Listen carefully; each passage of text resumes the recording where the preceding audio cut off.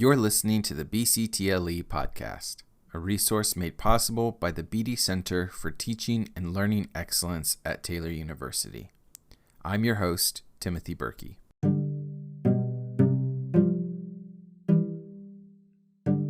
Next week, the BCTLE will be hosting a guest host session with Dr. Jan Dormer and Dr. David McGinnis.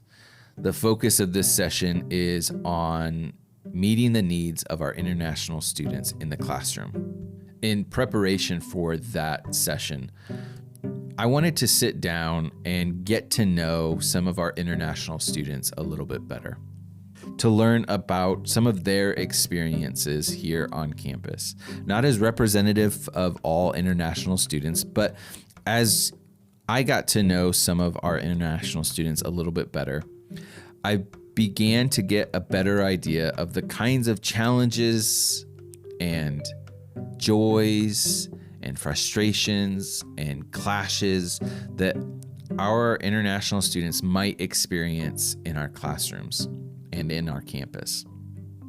What excites me out of that conversation is the reminder of how important it is to get to know the students who are in front of us. 2 of the 3 students that gathered around my table last week are students I've had in class, and I'm a little embarrassed to say that I was learning things about them that I probably should have learned when I had them in class.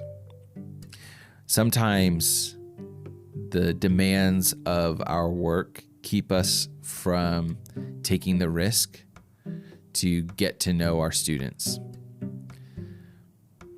I have set a challenge for myself this semester of talking to 3 different students at the beginning of class each week. I get to class 10 minutes early, 5 minutes early, and oftentimes I end up chatting with the student who sits right next to the podium most days. And I've really been pushing myself to reach out, make connections with students all over the classroom, not just the ones who are right in front of me.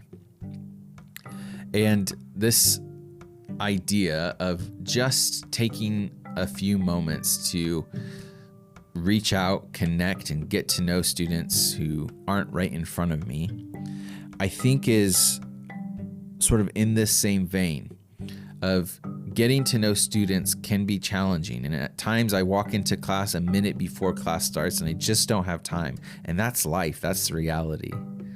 But when I take the time and I make sure that I am ready to go, to be there, to make that commitment, to be in person and ready to go so that I can have those conversations, it makes all the difference, whether our students are international students or not.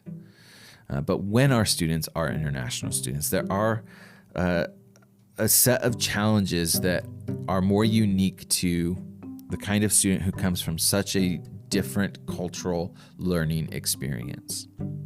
So this week on the podcast, in preparation for the guest host session next week with Dr. Jan Dormer and Dr. David McGinnis, I want to invite you into my conversation with 3 of our international students. Their experiences are their own, and yet there's something that is a powerful reminder in the value of getting to know our students and getting to know the challenges and the joys that they have as they enter the classroom. So here is my conversation with Juyoung, Sarah, and Kharis. So we'll just go around the table. Could you say your name and what it is you're studying here? And maybe since this podcast episode is about international students, tell me where you're from. That would be awesome. Okay. First, my name is Juyoung, and I'm studying about computer science for cybersecurity. Then, I'm from South Korea. Then I like to play to our brothers. Yeah. Awesome. Yeah. Very cool. I'm Kharis Rutherford. I am an English creative writing major with a TESOL certificate added on, and I'm from the Bahamas. Welcome, Kharis. Thank you. I'm Sarah Cabarega. I'm a finance major with a concentration in financial planning, and I'm from Kigali, Rwanda. Where's Kigali? Kigali is the capital city of Rwanda. Okay. Yeah. Very cool. Welcome, Sarah. Thank you. My name is Timothy. You can call me Professor Berkey, though. That's fine. And I study and teach communication. And I'm actually from a little town in Indiana. It's a little bit bigger than Upland, but it's very similar and sort of rural, a lot of farmland. So this is very much sort of my home, this area. So welcome. It's great to have you guys. Juyoung, Kharis, Sarah, welcome to the BCTLE podcast. It's great to have you three here in my office. Cool. Thank you. Thanks for having us. So this conversation came about as a result of a conversation that I actually had with Nate Chu. And I said that, we're having a seminar, we're having a session at the BCTLE this month related to how it is that we as faculty can better serve our international students. But I thought that it was important for us to get maybe a snapshot of who our international students are, what our international student community looks like on campus. And he said, I've got just the students for you to talk to.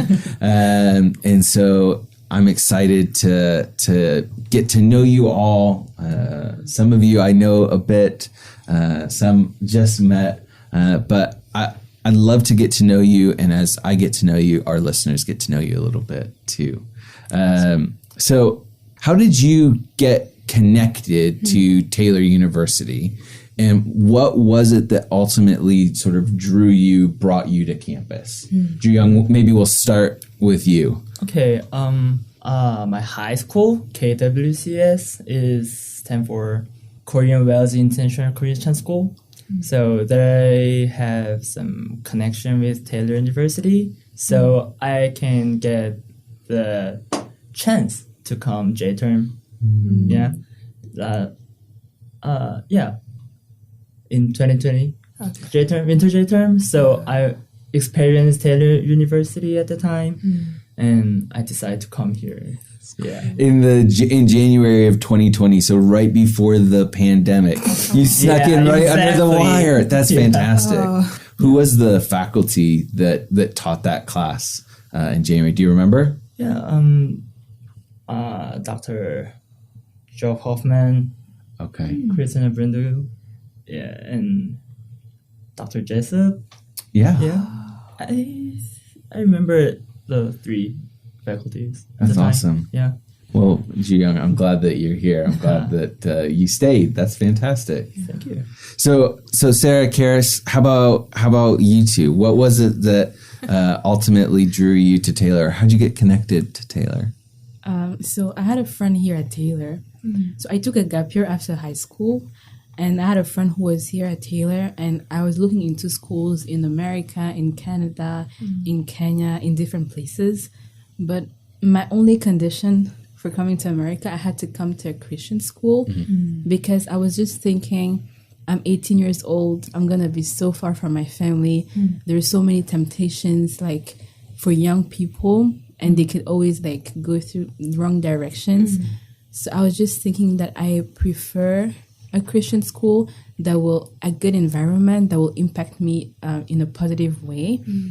And so my friend suggested Taylor, and I started my application, and that's how I ended here. I had different offers, but for me, Taylor was my number one because it was the only actually Christian school that accepted me. Yeah. So it was the faith base that was so critical. Yeah. Yes. Because I believe that, like, at 18, coming here, different, like, international students face different struggles. So it's so easy for an international student to just go the bad route and do wrong things. So it's like, it's important for me to be in a good environment where I'm mentored by good faculty members, or I have good friends that encourage me to do good things. So for me, it was faith-based. I'm excited to dive into that a little bit more during our conversation about how that social support has sort of manifested for you. Yeah. I'm really excited about that. Kharis, how about you? Yeah, so I first heard about Taylor when my sister started applying to schools for college. My mom and dad had some friends who had been there, but we really started getting to know about the school when Derek Hemuesa, who was the international recruiter at the time, came to the Bahamas on a recruiting kind of trip. And yeah, she met him at a college fair, and a group of Bahamians went out with him bowling or something. And it was just a really cool time. Just them getting to know each other, and little 12-year-old me was like, oh, this is cool. It's a college and everything. And so later that summer, the whole family was able to kind of just take a tour of the school. My mom and dad fell in love with it. They thought it was the coolest place ever. My sister thought it was really great. And so I kind of had my eyes set on the school from kind of middle school. And then my 12th grade year of high school, I almost opted out for a school down in Florida because I was like, this warm weather is looking nice. And I really didn't want to deal with just those cold weather issues. But I still decided to go with Taylor. I don't know why I did, actually.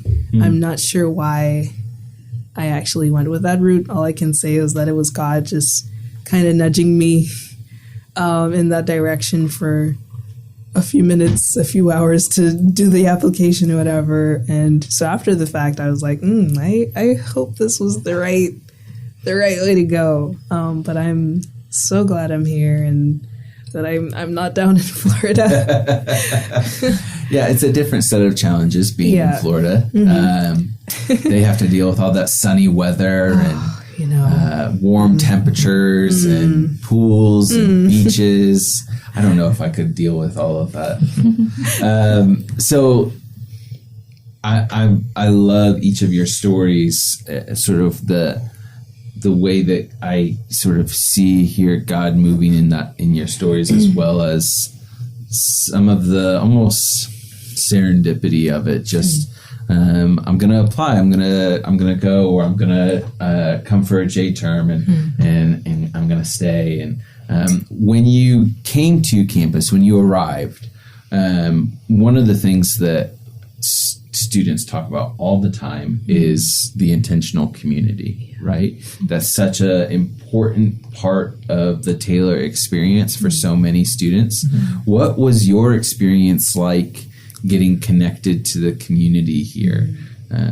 Whether that's specifically within the international student community or the Taylor community as a whole. What was that experience like for you? I know for me, the whole intentional community thing started from international orientation.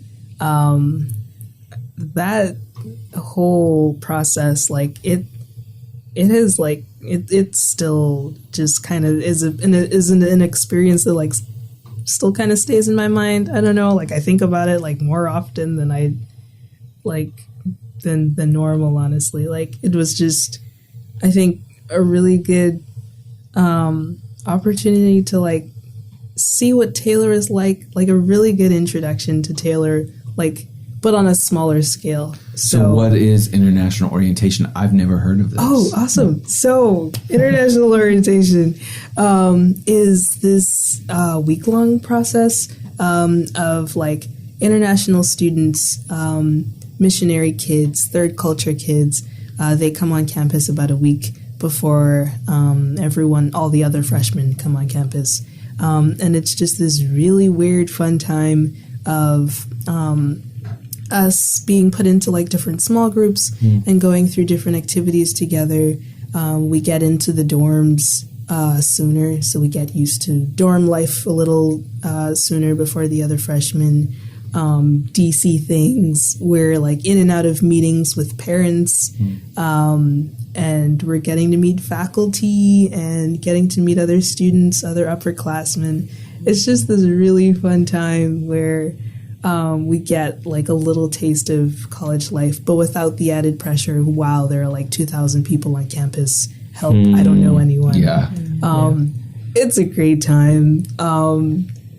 I made friendships there that like still have lasted to this day. Like it's a really cool opportunity, and I'm so glad that like Taylor has that like opportunity available to internationals, because we're coming in from just so many different places, and just being here in the US is just a really big shock for a lot of people. And so having this little bubble before welcome weekend things is really good. Yeah. Well, and it sounds like you get a chance then not only to spend time with Taylor students, but specifically with other international students who might not be experiencing the exact same that you're experiencing, but are experiencing similar sorts of experiences. Did you have a community, Juyoung, of fellow South Korean students, of Bahamian students, of Rwandan students? Did you have that sort of smaller group within the international student group, or how did those relationships form or inform the relationships that you formed with other Taylor students? For Korean, Korean has actually one Korean faculty is in the Reed Center. Okay. He teach about the Spanish. Yeah. So the professor is gather the Korean students, and sometimes we go to professor's house and eat dinner together, or go somewhere, or go to Korean church every week, like that. So we can connect each other a lot, and So there's that familiarity, that almost sort of family of come to the house and have food and spend time together. That's fantastic. I love that. I had no idea that was there for you. That makes me really happy, actually. How about Sarah? Would you have a similar experience? I'm the only Rwandan here. So the year I came, the girl who was here before me had just graduated. Okay. But I was able still to connect with her. But I was also able to connect with other like African students, even if it was not Rwandan students, but they were like closer to home, very similar culture. So I think also saying what Kharis said, international orientation was a good time to create those friendships, especially because we share the same struggles. As international students, it's easier for us to connect and to go through this college life journey together. And that's even where also I met like most of my closest friends, including my current roommate. The first time we met was international orientation, or even Kharis, I met her during international orientation. So it's just a great time, even though you don't all come from the same place, but there's so many things you could connect on. You mentioned some of those shared struggles. Can you tell me a little bit about when you think of those shared struggles, what are some of those struggles that come to your mind? The first one that came to my mind, especially when you look into international orientation, we're all just coming from different countries, and it's the first time we're in America. So the first struggle is the culture. We're just coming from one culture to another, very different. So I think that's the first, like adapting to this culture can be one of the struggles international students go through. And I think like also as you keep going, there are more struggles, but that is, I guess, like the first one of how now I'm a Taylor in America. All of us, no family. We didn't all like move here with her family, so we're all here. So it's this transition from high school to college. That's the first transition, but in another country, in a new culture, you know no one. So it's a big transition. Yeah. I think for me, like it wasn't quite my first time being in the U.S. Like being a missionary kid as well. Like my parents, like, we were used to, like, traveling back and forth, like, between the U.S., like, where the ministry headquarters is located that they work with. And so, like, I was used to, like, the U.S. in that context. Talking with, like, other Americans who were, like, internationally minded in that aspect. So, like, being here at Taylor is weird because it was my first time having to fend for myself without my parents. Like, they weren't filling people in with just, like, background and context and everything. Like, I was having to answer questions about my identity. And it was the weirdest thing because I'm like, they're asking me where I'm from. And I'm like, so I'm from the Bahamas. And then I'm like, oh, but I'm also a missionary kid. So then the next question is, oh, so you're not really Bahamian. You're an American living in the Bahamas. And I'm like, no, actually, no, I'm from there. I'm from there too. And they're like, oh, but you don't sound Bahamian. And I'm like, that opens up a whole nother can of worms because just that whole thing of like masking and like changing your demeanor and changing your voice in order to be heard in this new context and in order to be understood. And so people assume a lot, never with like any like bad like intentions in play. It's never that. It's never with any malice in their hearts. They just don't know, and they're curious and they want to know how to ask questions better. And so facilitating that process as an international student it's a challenge, but I count it an honor in some ways to kind of help that process along. Yeah. So about the question about where you're from, like that. So in international student connection group, when they invest where they're from, some students is really like, you know, the missionary kids or that going around have those experience. So we ask not like where you're from, just where do you call home, like that, you know? Okay. Yeah. So that is one interesting thing when I experienced at first time. So when I did get the question, I didn't understand what does that mean. So where's home though?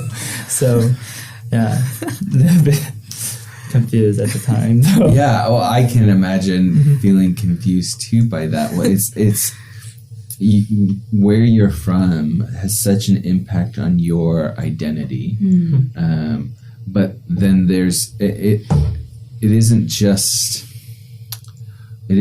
the place though, right? It's everything else that's tied up in that. It's the you know, if I were to visit your home, where's the best place to get a cup of coffee, right? Like that's wrapped up in where you from too, right? But we don't actually ask that question, right? But if you want to know where I'm from, that's an important part of it. But that's more in how I feel about where I'm from, not necessarily the name of where I'm from. And so when it gets to, you know, how do I answer the question of where I'm from, all of those feelings can make it a bit more challenging. And I think all of our students experience that to some extent, but when you are living abroad or you have moved several times or you're the only person who knows where that particular area in your particular country is, then it might feel even a little bit more of that shock. Right? You mentioned specifically some of that culture shock. And I don't want to put any of you on the spot, but I'm curious, when you think about maybe some of the culture with regard to education in your experiences, K through 12, what were some of the biggest cultural differences in education that you experienced here at Taylor, or if you had experience in sort of U.S. education prior to Taylor, that's also totally fair game. But what were some of those cultural differences that you sort of recognized? Oh, this is different. This is new.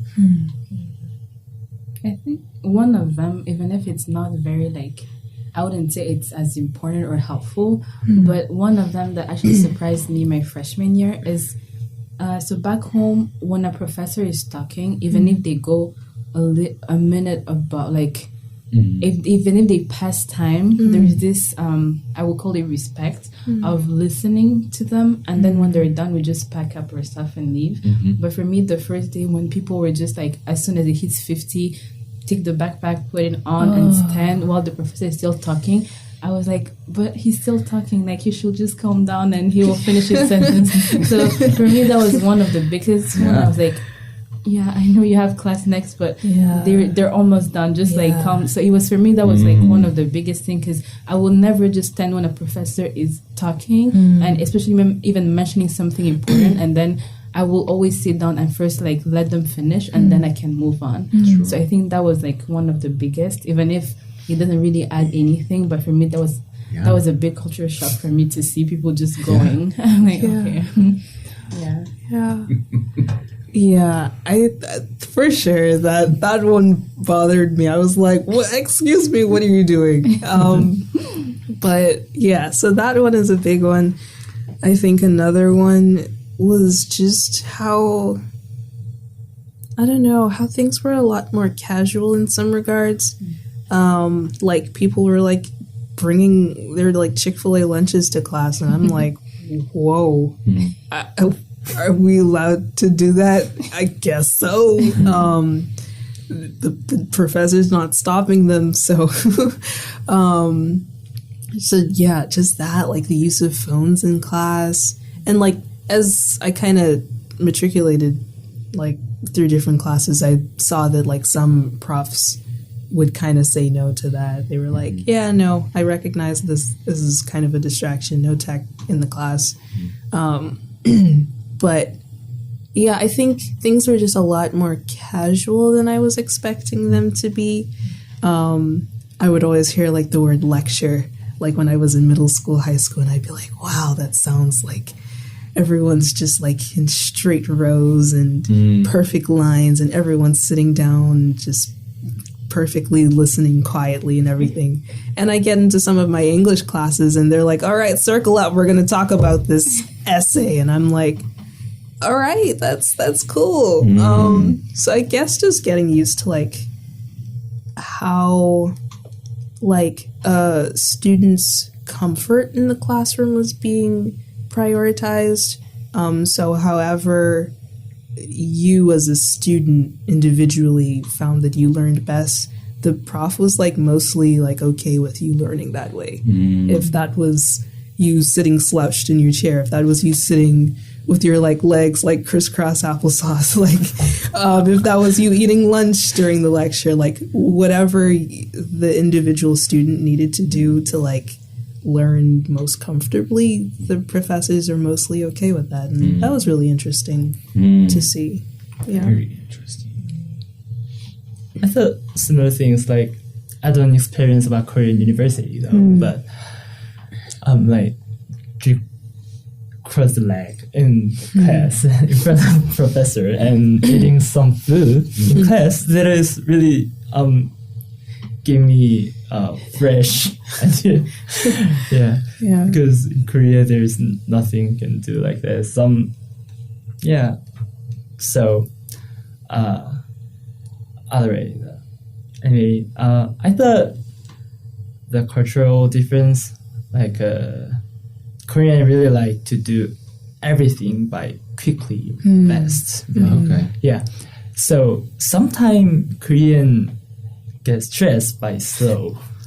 Yeah, but as you know, when you go to STU or DC, they line up really, really long. Then why people do work like that?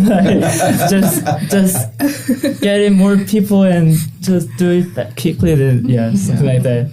So, but we thought just that is cultural different, and it's just like that. Yeah. And I think also the one that is like also related to like classroom or education in general is professors make it really, like Kharis said, like easier for a student to learn. Like for instance, back home we don't have, for example, study guides. You know, you have to go back and study every single thing. But professors here really want you to actually succeed in what you're doing. So they're going to give all the materials you need.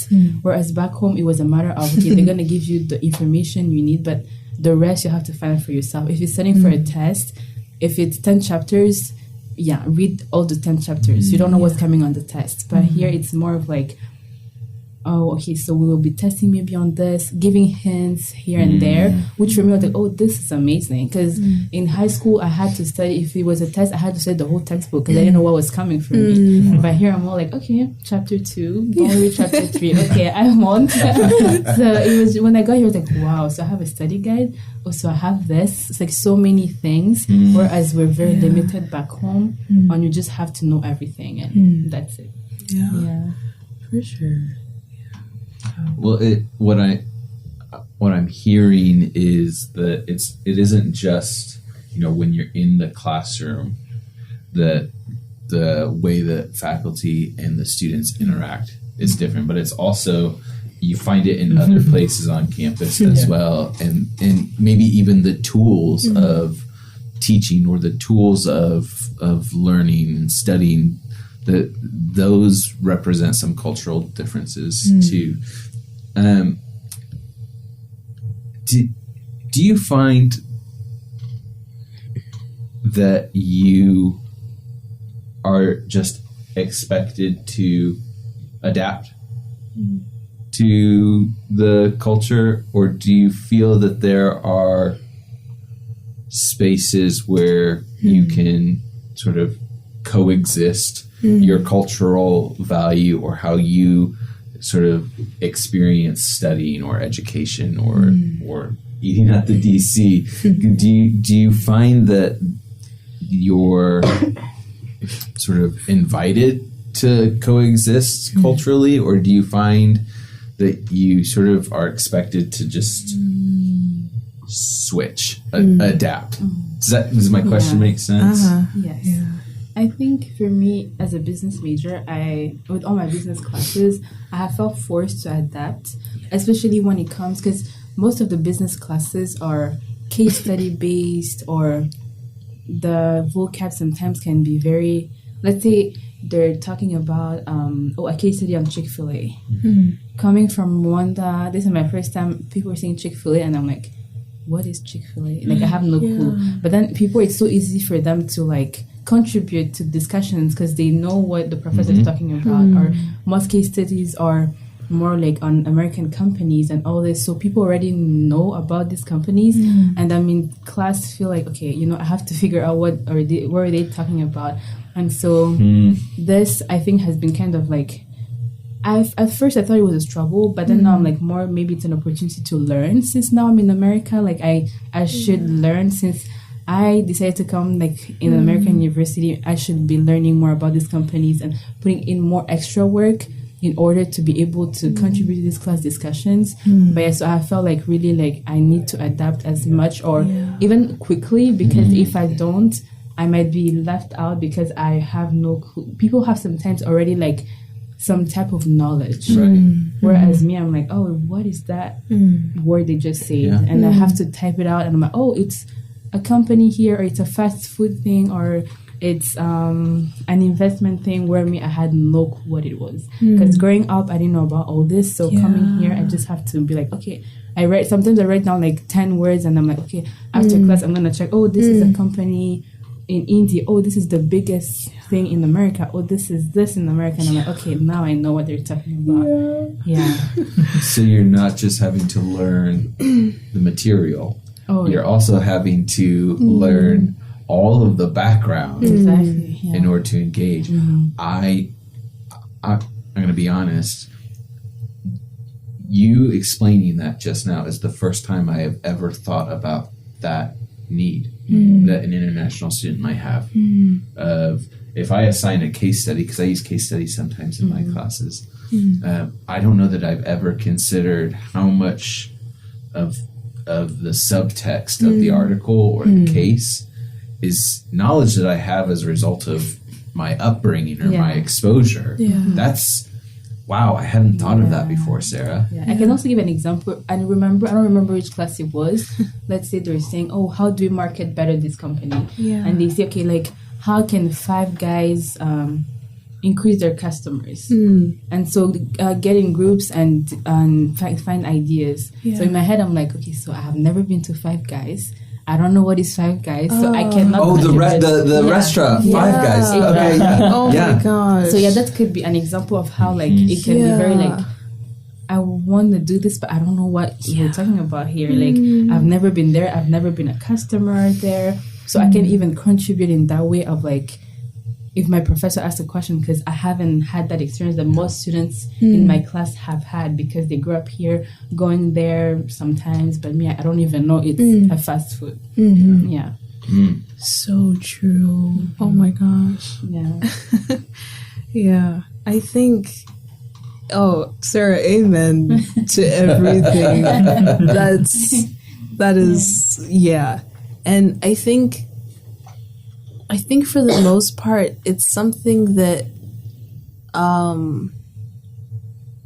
Professor Berkey, like you said, like it's something that doesn't even cross your mind. I know it wouldn't cross my mind if like I was in a context where like my upbringing was the majority and I have a student from somewhere else. Like it's not going to cross my mind to like maybe pull them aside after class and be like, hey, like how comfortable are you with this like course material? How like familiar are you like with this stuff already? And so there are a lot of times where like I walk into a class and like as an English major, like we'll be talking about like some author, like some book series or whatever that, I don't know, people just grew up like reading, and I'm like, and they're like cracking jokes. They think it's the funniest thing in the world, and I'm like, who? I want to care, and there's this like deep kind of FOMO, this fear of missing out, because I'm like, I want to participate, I want to engage in the subject matter, but I just really don't know. It's just something, and I explained it to a friend like this. I was just like, oh, it's just something I missed, like growing up. And she kind of we use that phrase like between each other. We're like, oh, do you know this like series? Like I know I watched it like growing up or whatever. And she's like, nah, that was something I missed. And so like we use that phrase between each other, like, yeah, it's just something I missed. And learning to like accept that and learning when to like Sarah has had to do like catch up and like do extra research and like educate yourself on this project or this topic or whatever, but also like choosing when to be like, you know what, this was something I missed, and I am going to give myself grace for that. And if the time comes for someone in person to educate me on this thing, then I will welcome that opportunity. But if not, I'm not going to put so much pressure on myself to feel like I have to catch up. I'm coming from a different context. I'm coming from a different place. And this is mostly in the sense that like this isn't like for a grade. I've got a test that's going to be on this foreign like this topic or whatever. TV shows and entertainment and pop stars and so this is more so for like the social aspect of things. I find like I'm gonna let this die, and if it comes up and the opportunity arises for me to ask someone about it, I'm going to address it with humility and as much like openness as possible, and be open to like being educated. But I'm also not going to like beat myself up for having lived in a different context. Sure. Yeah. What have been some of those misconceptions that you've experienced? Maybe where somebody assumed that you knew something. Maybe it was a specific piece of information. Maybe it was something about your culture or your home that you encountered. I'm most interested in where you've experienced that from faculty. Faculty are our primary audience on the podcast.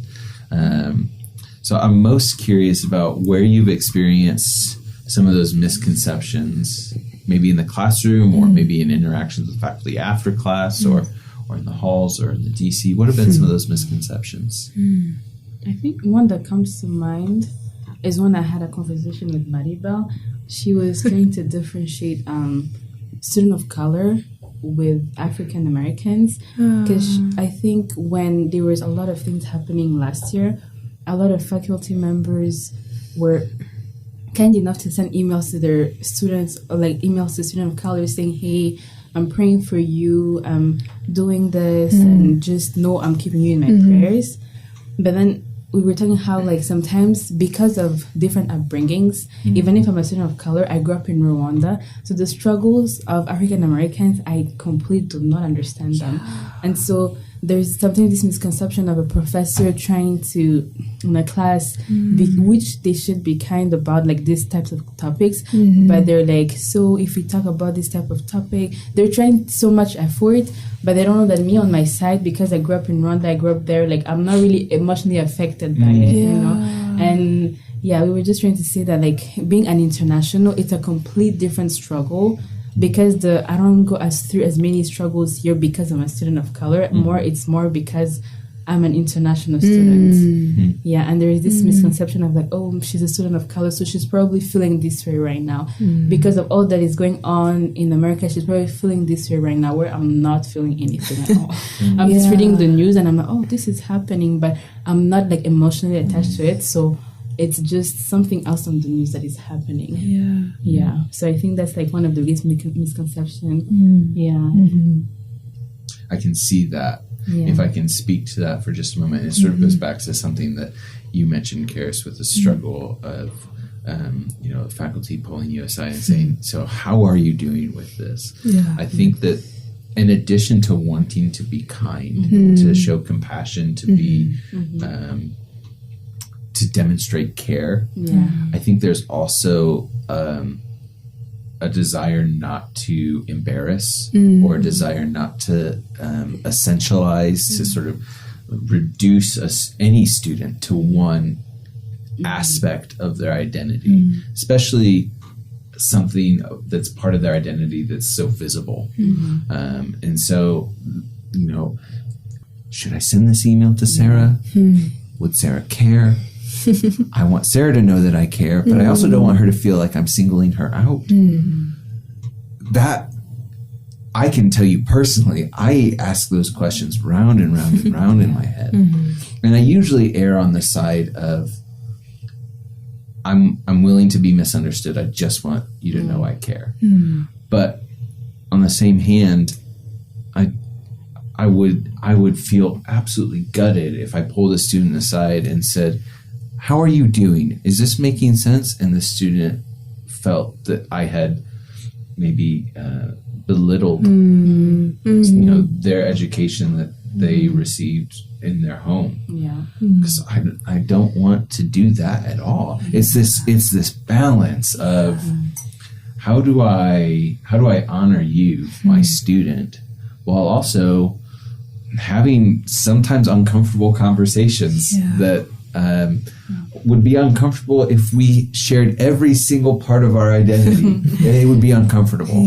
And then injecting with the thing that I think is beautiful, our cultural, our global engagement, injecting that into the conversation, it can create some further discomfort around certain topics. And so it's this balance. It's this line.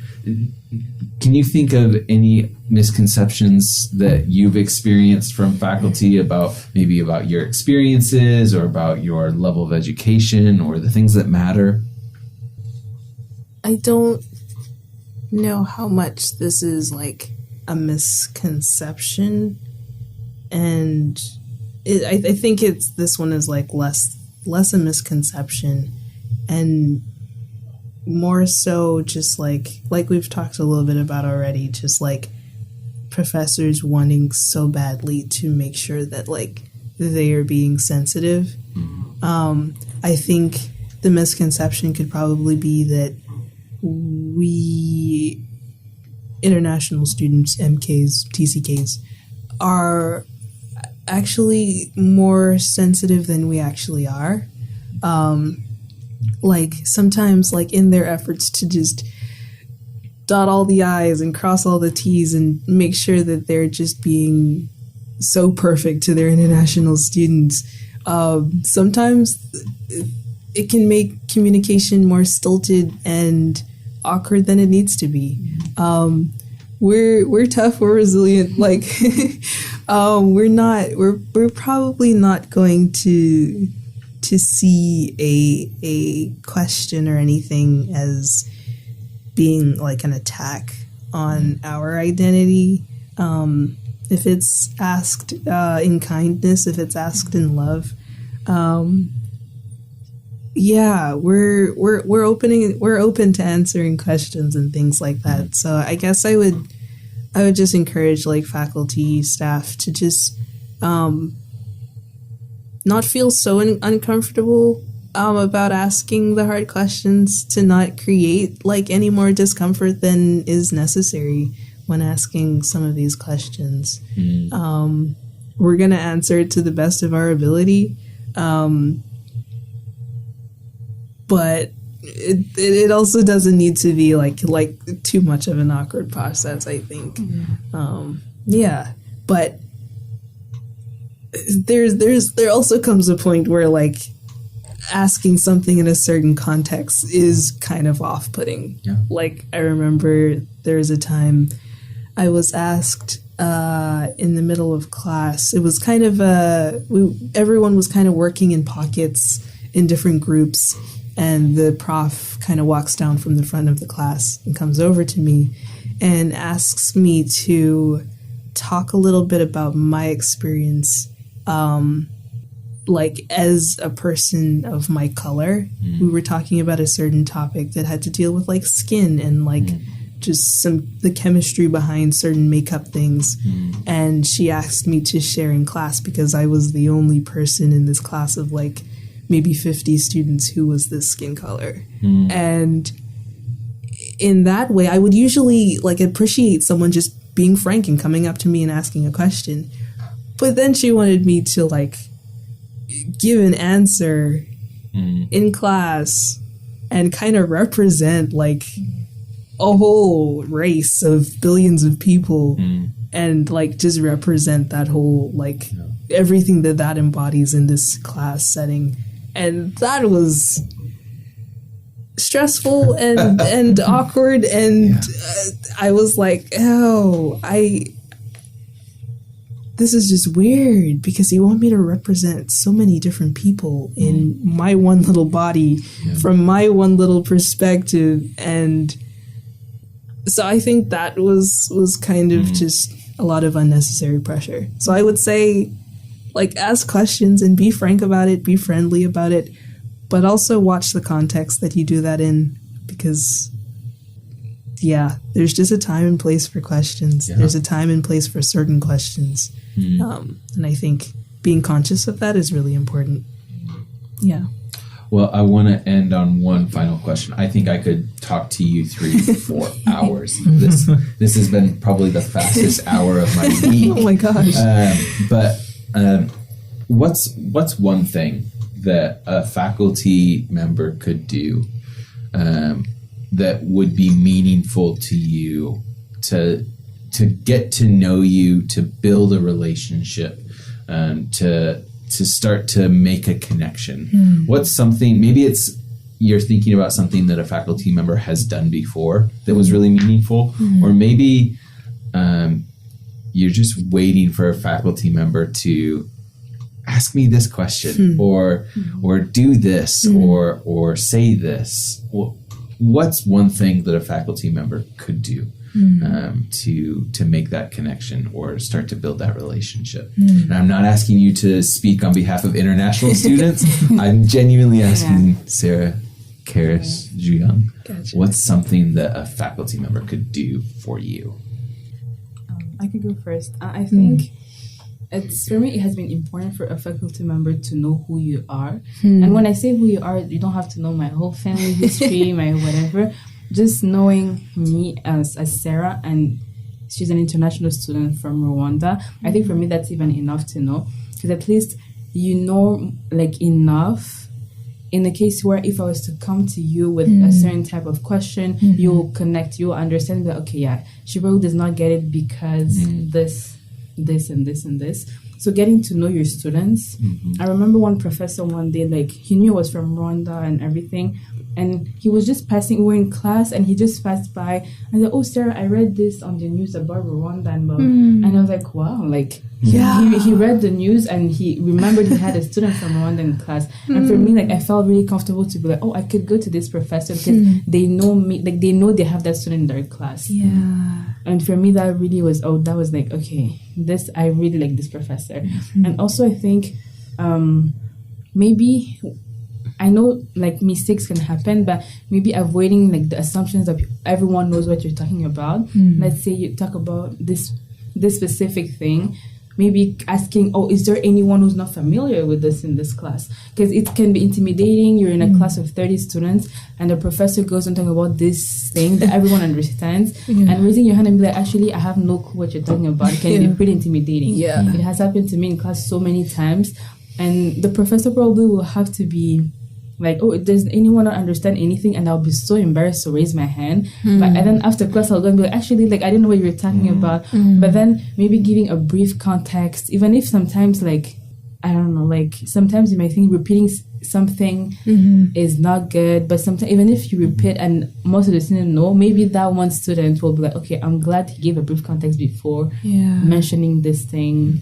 So I think avoiding to assume that, oh, what you're talking about, everyone knows. Let's say, for example, like, I know I had an amazing American literature professor, but I imagine, like, let's say history or literature, sometimes someone will randomly say, oh, as you guys learned in high school about this person, and you're like, oh, wow, I don't know who you're talking about. Even if you assume that most of your class have learned about this person, maybe giving, okay, guys, let me just remind you, or you can even ask the class, okay, what do you guys remember about this person? So the person who that has no idea at least knows who you're talking about, have a brief context. So avoiding assumptions and just knowing your students for who they are, and you don't need to know everything.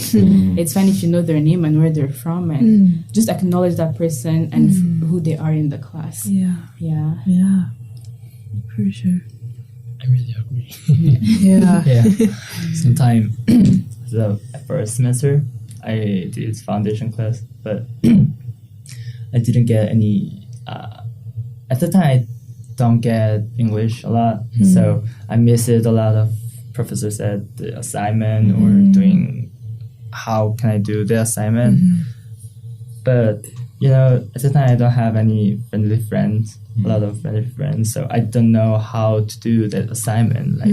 But so just ask me about the assignment, how is it going, and how can I do like this, or say to us what they want. So just briefly, then. It is really helpful to us because we can find the way what they want and we can follow slowly. So And just to add on what he just said, it has happened to me a lot too, where I go to a professor and I'm like, oh, I don't understand, this class is hard for me, and they're like, oh, you just create friends in your class, work with your classmates. But I'm like, I don't know any of them. By the time I create a friendship, it will be the end of the semester. And so just being more like understanding that, okay, this student actually might be having a hard time connecting with other students here.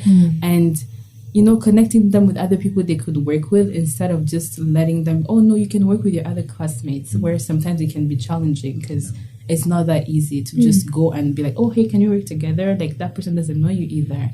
Yeah.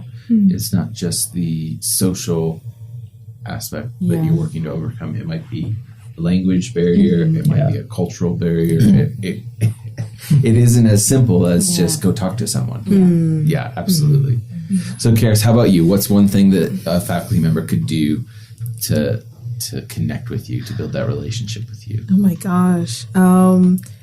I all I can think of is something that a few faculty members have done already, and so I would just kind of encourage them to do the same, and all faculty members to kind of do the same. Is just let your students know that you were there for them. Literally, like, they're some of the friendliest words that I've heard from some of my profs, is just like, I'm here for you. If you need anything, like, reach out, like, I'm here. Yeah, it's something really simple, and sometimes, like, for a student, like, you don't even know what that means completely. It's like, all right, you're here for me. What? But reach out and find out if you really do need anything, is what I would tell students. And to faculty, like, I would really just encourage them to, like, be open to pouring into their international students. I think it's really easy to feel that, like, wow, this person is coming from just such a rich culture, and it's so different from mine. Like, what could I possibly, like, pour into them as a student? I would encourage them to not feel so intimidated by that. It doesn't have to be a barrier. It doesn't have to be an obstacle, that difference. They do have a lot to offer, and we're, like, on the outside looking in saying, wow, this prof is so cool. Like, I wish, like, they would come up to me and talk to me a little bit more. So yeah, just really, like, instigating that connection and like I said, just the simple words of, like, hey, I'm here for you. Reach out if you need anything. It means more to a student than they probably ever realize. Well, I am so excited that I've gotten a chance to get to know you all, and to build on that. This podcast is about a conversation. So, Sarah, Kharis, Juyoung, thank you for being a part of the conversation today. It's been absolutely lovely. Thank you so much for making this space possible. Yeah. Of course. Well, I'm here for you. Please feel free to stop on by. Maybe we can get coffee again sometime. That'd be fantastic. Sounds good. Awesome. Thank you. This week, our new faculty voice is that of Shannon Brooks. Shannon is the new director of the library. And in my conversation with Shannon this last summer over Zoom, as she was getting ready to move here to Upland, we had the chance to talk about lots of different things, including, why Taylor, why these students. But what struck me most during our conversation was her perspective on where she sees faith and learning in the library.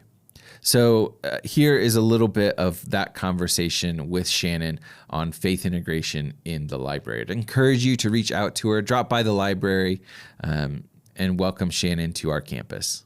Well, I'm sure I'm biased, but I think the library is the perfect representation of that, because the library houses, I don't want to say all knowledge, but it houses every subject, regardless of what department you are in. The library has something for you. And it is all unified in a collection. It is organized just like our God. Our God loves beauty and order. And the library takes this knowledge, it organizes it, it makes it available to everyone, regardless of who they are. That's another beautiful thing about a library is that we stand for access, and everyone is included, everyone is invited, regardless of your socioeconomics, level, regardless of your race, your gender, all are welcomed in the library. And I think that also reflects the gospel. All are welcome, regardless of who you are welcome to come to Christ. So in my, biased opinion, I think the library very definitely represents the integration of faith and learning. I also believe that all knowledge is God's knowledge. All truth is found in God.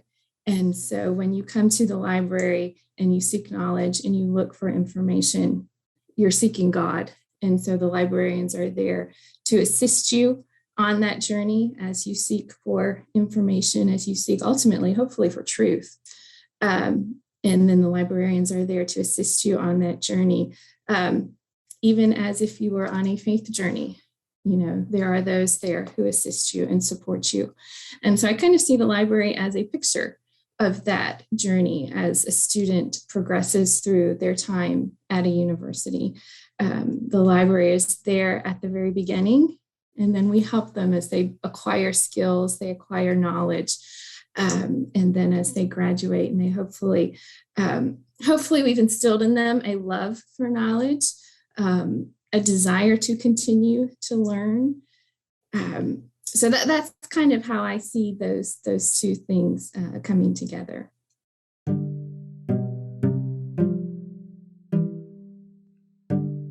Thanks for being a part of the conversation. If you're looking for ways to get in touch with us, you can always email bctlepodcast@taylor.edu. The podcast is made possible by the Beatty Center for Teaching and Learning Excellence and is edited and produced by Mackenzie DeRico. At the BCTLE, our mission is to encourage and equip our faculty in their calling as teachers, care for students, and designs for learning. We want you to know we see what you do for your students. We appreciate and value your contribution to the conversation. We hope that this podcast helps you to make Monday just a little bit better.